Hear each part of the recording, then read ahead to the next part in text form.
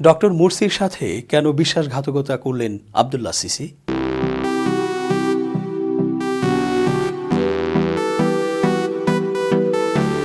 আসসালামু আলাইকুম সুপ্রিয় বন্ধুগণ, মহান আল্লাহ সুবহানাহু ওয়া তাআলার অশেষ রহমতে ভালোই আছেন আশা করছি। আন্তর্জাতিক চোখ অনুষ্ঠানে স্বাগত সবাইকে। পুরো পর্বে আছি যথারীতি আমি এস.জে. রতন। মিশরে গণতান্ত্রিকভাবে সাধারণ মানুষের ইচ্ছের প্রতিফলন ঘটিয়ে প্রথম প্রেসিডেন্ট হিসেবে নির্বাচিত হয়েছিলেন মোহাম্মদ মুরসি। মিশরের সাবেক রাষ্ট্রপতি ডক্টর হাফেজ মোহাম্মদ মুরসি বিগত 2019 সালের 17 জুন বন্দী অবস্থায় কায়রোর একটি আদালতে বক্তব্য দেওয়ার সময় ইন্তেকাল করেন। মুরসির এই মৃত্যুতে অনেক অর্থ লুকিয়ে আছে। কেউ কেউ হয়তো খুব সাধারণভাবে এই বিষয়টাকে নিতে পারেন, কিন্তু সেই মৃত্যুকে ঘিরে রয়েছে নানা বিশ্লেষণী দিক। যেমন রবার্ট ফিস্ক বলেছেন, মুরসির মৃত্যুর সঙ্গে সঙ্গে মিশরীয় গণতন্ত্রেরও মৃত্যু হয়েছে। কেউ কেউ অবশ্য বলেছেন গোটা আরবের গণতন্ত্রেরই মৃত্যু হলো। মুরসি অনেকের জন্যই শিক্ষা। কেউ যদি মিশরে গণতন্ত্রের কথা বলেন, ইসরায়েলি স্বার্থের বিরুদ্ধে যান, তবে মুরসির মতোই পরিণতি নিশ্চিত। আরবের অন্যান্য দেশের জন্যও এটা প্রযোজ্য। ইসরায়েলের স্বার্থের বিরুদ্ধে যাওয়া মানেই মুরসির মতো মৃত্যু। তার এই ইন্তেকালের ঘটনা খুবই বেদনাদায়ক। 2012 সালে রাষ্ট্রপতি নির্বাচিত হওয়ার পর তাহরির স্কোয়ারে লাখ লাখ লোকের সমাবেশে তিনি উদ্দীপনাপূর্ণ একটি ভাষণ দিয়েছিলেন। ওই ভাষণে তার ভাষা, বক্তব্য ও বডি ল্যাঙ্গুয়েজ দেখে এটা বুঝতে পারা গিয়েছিল যে মুরসি একজন অকৃত্রিম ভালো মানুষ, সৎ ও সম্ভাবনাময় ব্যক্তিত্ব। সেদিন তিনি দীর্ঘ ভাষণ দিয়েছিলেন, কিন্তু কথাবার্তায় মনে হয়নি তার মধ্যে কোনো কৃত্রিমতা আছে। সরাসরি ইসলামের উদ্ধৃতি দিয়ে সেদিন কথা কমই বলেছেন। সাংবিধানিকভাবে সেকুলারিজমের বাধ্যবাধকতা তখনও ছিল। সে ভাষণে তিনি মিশরের আন্তর্জাতিক সম্পর্ক, নাগরিক অধিকার ইত্যাদি বিষয়ে জোরালো ভাষায় কথা বলেছেন। তার মতো একজন মানুষ এভাবে বন্দী অবস্থায় দুনিয়া থেকে চলে যাবেন, এতে যে কোনো মানুষের মনই ব্যথিত হবে। মৃত্যুকালে তিনি তার জন্য গঠিত বিশেষ আদালতে কাঁচের খাঁচায় দাঁড়িয়ে মিথ্যা ও বানোয়াট অভিযোগের জবাব দিচ্ছিলেন। এই অবস্থায় হঠাৎ তিনি অজ্ঞান হয়ে খাঁচার মধ্যে পড়ে যান। প্রত্যক্ষদর্শীদের বিবরণ অনুযায়ী 20 মিনিট পর্যন্ত তার সাহায্যে কেউ এগিয়ে আসেননি। আদালত তার প্রাথমিক চিকিৎসার জন্য কোনো ডাক্তারও ডাকেনি। পরে তাকে হাসপাতালে নেয়ার পর কর্তব্যরত চিকিৎসক তাকে মৃত ঘোষণা করেন। কারাগারে অন্তরীণ থাকা অবস্থায় তার এই মৃত্যু স্বাভাবিক মৃত্যু ছিল না। তার এই মৃত্যুকে রাষ্ট্রীয় হত্যাযজ্ঞ বলে অভিজ্ঞ মহল মনে করেন। ইসলাম প্রতিষ্ঠার জন্য নিবেদিত প্রাণ এই মহান নেতার অকাল মৃত্যু প্রকৃতপক্ষে শাহাদাতের মৃত্যু। জেলখানায় সরকারি নির্যাতন, উপেক্ষা ও অবহেলায় 6 বছরে তিনি এতই অসুস্থ হয়ে পড়েছিলেন যে জালেমের কারাগারে জালেম নির্মিত কাঁচের খাঁচায় দাঁড়িয়ে কথা বলার ক্ষমতাও তিনি হারিয়ে ফেলেছিলেন। তিনি আল্লাহর ডাকে সাড়া দিয়ে শাহাদাতের পেয়ালা পান করেছেন। এটা ছিল একটা রাষ্ট্রীয় হত্যাকাণ্ড, ঠান্ডা মাথায় খুন। এই খুনের সাথে মিশরের সামরিক শাসক জেনারেল সিসি ও তার সহযোগী কর্মকর্তাবৃন্দ, মধ্যপ্রাচ্যের ক্ষমতালিপ্সু শাসকরা এবং প্রাচ্য ও পাশ্চাত্যের ইসলামী বিদ্বেষী ইহুদি বান্ধব শক্তি ও রাষ্ট্রসমূহ যৌথভাবে জড়িত ছিল। মধ্যপ্রাচ্যের রাজতন্ত্রগুলোর বেশিরভাগ মিশরের গণতান্ত্রিক ও ইসলামী পুনরুত্থানে শঙ্কিত ছিল। তারা মুরসি হত্যাকাণ্ড ও ইখওয়ান ধ্বংসে সিসিকে সহায়তা করেছে বলে রাজনৈতিক ও কূটনৈতিক বিশ্লেষকরা মত প্রকাশ করেছেন।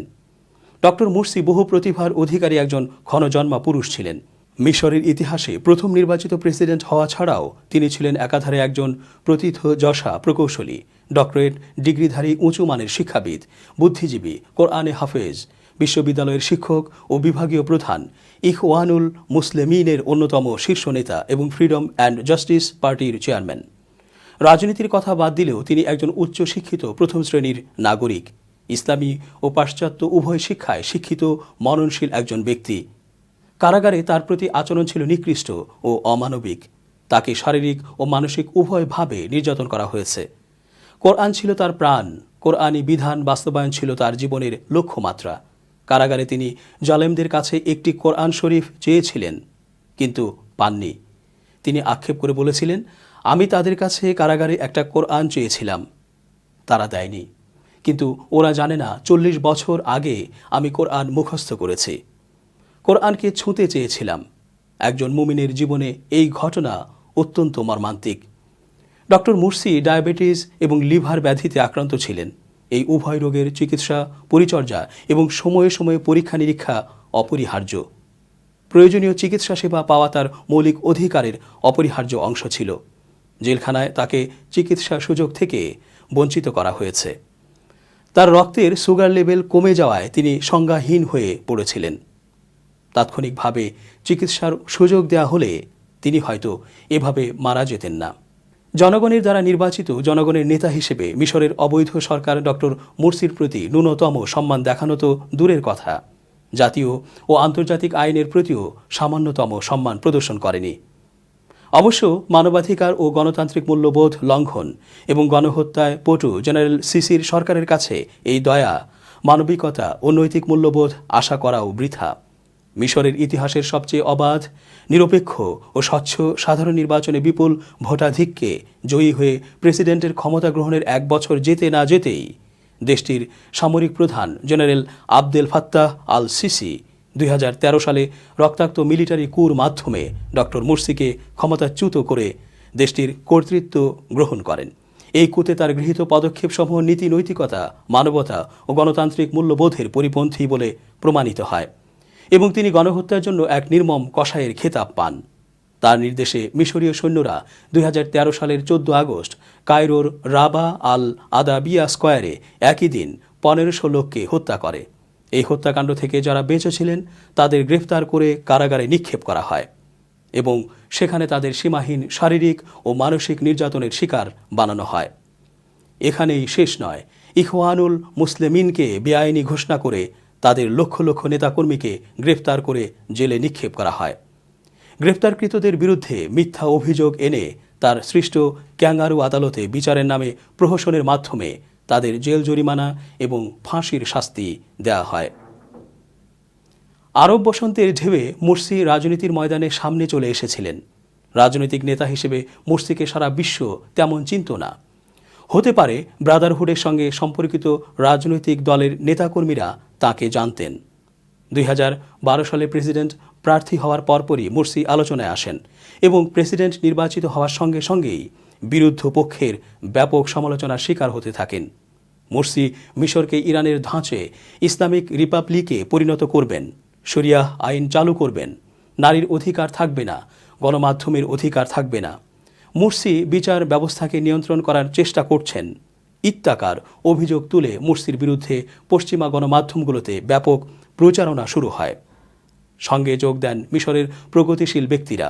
মোট কথা, পশ্চিমা প্রগতিশীলতার নেতৃত্বে মুরসি উত্তীর্ণ হতে পারেননি। এটা ঠিক, মুরসি মিশরকে ভালোভাবে পরিচালনা করতে পারেননি। নিরাপত্তা ব্যবস্থায় ত্রুটি ছিল। একের পর এক কপটিক খ্রিস্টানদের গির্জায় হামলা হয়েছে। অবশ্য কেউ কেউ বলে থাকেন মুরসির বিরুদ্ধে জনসাধারণকে খেপিয়ে তুলতে সৌদির অর্থ ও ইসরায়েলের তত্ত্বাবধানে এসব হামলা হয়েছে। এতে মিশরীয় গোয়েন্দা সংস্থার একাংশ জড়িত ছিল। মুরসির ব্যর্থতা হচ্ছে গির্জায় হামলা বন্ধ করতে পারেননি। অভিযোগ রয়েছে মুরসি বিচার বিভাগে ব্রাদারহুডের লোকজন ঢুকিয়ে দখলের চেষ্টা করছিলেন। রাষ্ট্রের গুরুত্বপূর্ণ পদগুলোতেও ব্রাদারহুডের লোকজনকে নিয়োগ দিচ্ছিলেন। মিশরকে বলা হয় প্রাচীন সভ্যতার দেশ। আধুনিক যুগে নির্বাচিত কোনো জনপ্রতিনিধি দেশটি পরিচালনা করেননি।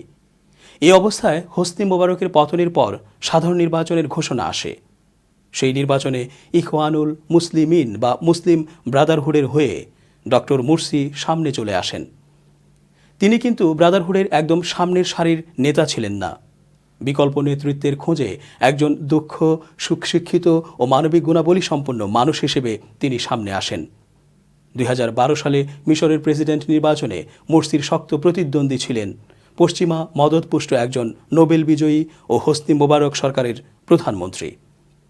মিডিয়ার সহযোগিতা মুরসির তুলনায় মুরসির প্রতিদ্বন্দ্বীরা পেয়েছেন বেশি।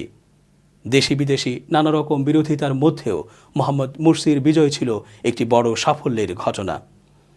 মিশরের অনেকেই মনে করেন মুরসির আমলে গণতন্ত্র, বাক স্বাধীনতা, গণমাধ্যমের স্বাধীনতা ও অর্থনৈতিক পরিস্থিতি বর্তমানের থেকে অনেক অনেক ভালো ছিল। মুরসি সব থেকে বেশি সমালোচিত হয়েছেন এক সাংবাদিককে আদালতে তুলে। ওই সাংবাদিক টিভি অনুষ্ঠানে মুরসিকে নিয়ে ব্যঙ্গ করেছিলেন। প্রগতিশীলরা অভিযোগ করেন মুরসি ইরানের খোমেনির মতোই বিপ্লব ছিনতাই করেছেন, কিন্তু ইরানের মতোই প্রগতিশীলেরা চিন্তা করেন না কেন তারা ভোটারদের কাছে জনপ্রিয় হতে পারছেন না? ভোটের মাঠে পারলাম না, আমরা ক্ষমতায় যেতে না পারলে ব্রাদারহুডকে ক্ষমতায় থাকতে দেব না, অনেকটা এমন মনোভাব নিয়েই প্রগতিশীলেরা মাঠে নামেন। অভিযোগ রয়েছে মিশরের প্রগতিশীলেরা ইসরায়েল, মার্কিন, সৌদি সহায়তায় এসব বিক্ষোভের আয়োজন করেন। মুরসির বিজয়ের সাফল্য বুঝতে হলে আরব বসন্তের ঘটনাগুলো দেখতে হবে। আরব দেশগুলোতে যুগ যুগ ধরে স্বৈরতন্ত্র কিংবা রাজতন্ত্রের দৌরাত্ম্য চলছিল। জুলুমের শিকার হয়েও মানুষ কথা বলতে পারত না। এরই এক পর্যায়ে মিশরের নির্বাচনের বছর দেড়েক আগে তিউনিসিয়ায় আরব বসন্ত শুরু হলো। লোকজন রাস্তায় নেমে এলো। ক্ষমতাসীন রাজা বাদশাদের পতন ঘটতে লাগলো। সে সময় কোনো কোনো পর্যবেক্ষক অবশ্য বলেছিলেন, আরব বসন্তে ইসলামপ্রিয় শক্তি বা জনতা ক্ষমতায় চলে আসতে পারে। কিন্তু লিবারেল পশ্চিমা প্রগতিবাদীরা প্রথম দিকে এসব সম্ভাবনাকে মোটেই গুরুত্ব দেয়নি। আপাতদৃষ্টিতে মনে হয়েছে তারা এবং তাদের মিডিয়াগুলো আরব বসন্তকে সমর্থন জানিয়েছে রাজতন্ত্র ও স্বৈরতন্ত্রের বিরুদ্ধে যাওয়ার কারণে। এরই এক পর্যায়ে মিশরের তাহরির স্কয়ারে লাগাতার বিক্ষোভ চলে। তখন মিশরের স্বৈরশাসক হোসনি মোবারক পদত্যাগ করতে বাধ্য হয়। মুরসি তো মরেই গেছেন, ব্রাদারহুডও আর মিশরের ক্ষমতায় নেই। কিন্তু মিশরের সেই সব প্রগতিশীলরা এখন কি করছেন, যারা তাহরির স্কয়ারে সমবেত হয়ে মুরসির বিরুদ্ধে সামরিক অভ্যুত্থানকে উস্কে দিয়েছিলেন? সেই সুযোগে সামরিক প্রধানও বিশ্বাসঘাতকতার পথ বেছে নিয়েছিলেন।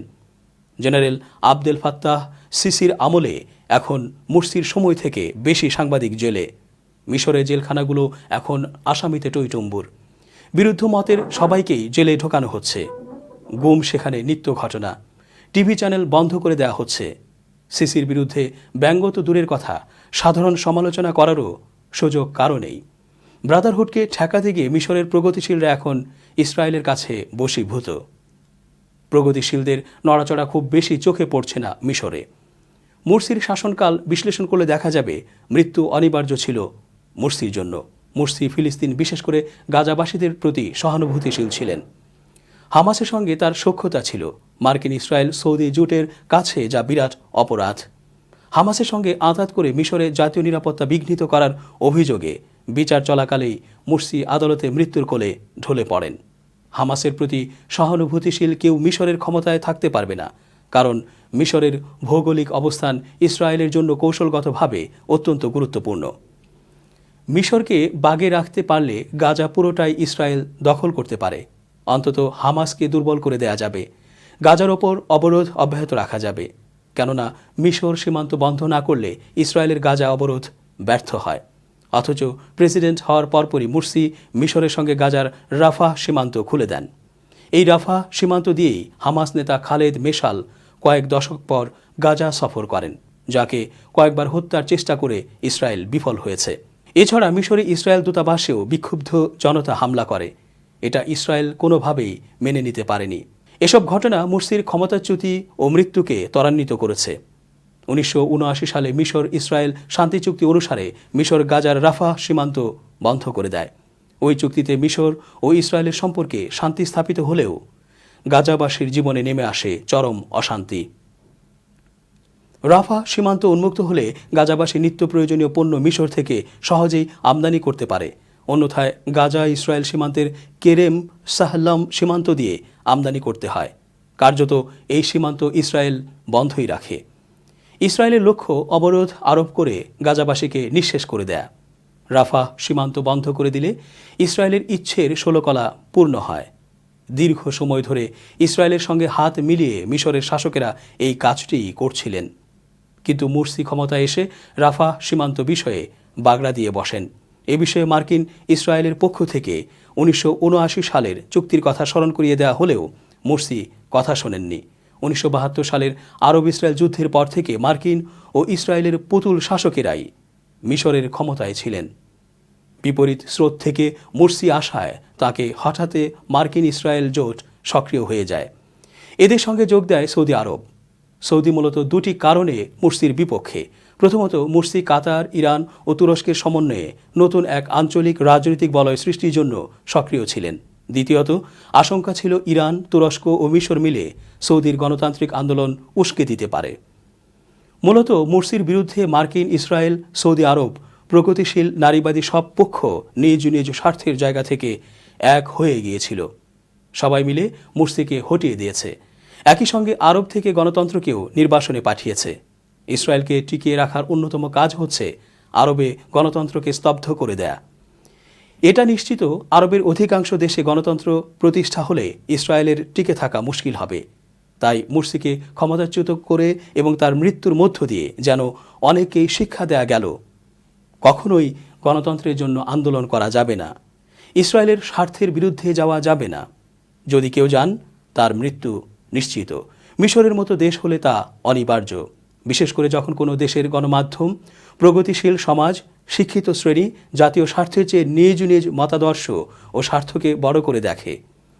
মুরসি পপুলার হয়ে উঠেছিলেন, ভোটে জয়ী হয়েছিলেন, জনপ্রিয় ছিলেন, কিন্তু এরপরও মুরসি রাজনৈতিক হত্যারই শিকার হলেন। মিশরের স্বৈরশাসকদের ভেতর ভয় ছিল, প্রকাশ্যে মুরসির জানাজার নামাজ আয়োজন করতে দিলে তা স্মরণকালের সর্ববৃহৎ জনসমাবেশে পরিণত হতে পারে। এ কারণে তারা সেভাবে জানাজা দেয়নি। যদিও বিশ্বাসঘাতকেরা, অত্যাচারীরা জানে এক মুরসিকে তিলে তিলে শেষ করে দিতে পারলেও মিশর ও মিশরের বাইরের অসংখ্য ইসলাম প্রিয় ও ইনসাফ প্রিয় মানুষকে শেষ করে দেয়া সম্ভব নয়। সকল নির্যাতন ও মৃত্যুর মিছিলের মধ্যে থেকেও সময়ের প্রয়োজনে মুরসিরা ঠিকই ইমানি জ্যোতিতে বারবার ফিরে ফিরে আসবে, সফল কামও হবে। শেষ করছি এখানেই। ভালো থাকবেন। আল্লাহ হাফেজ।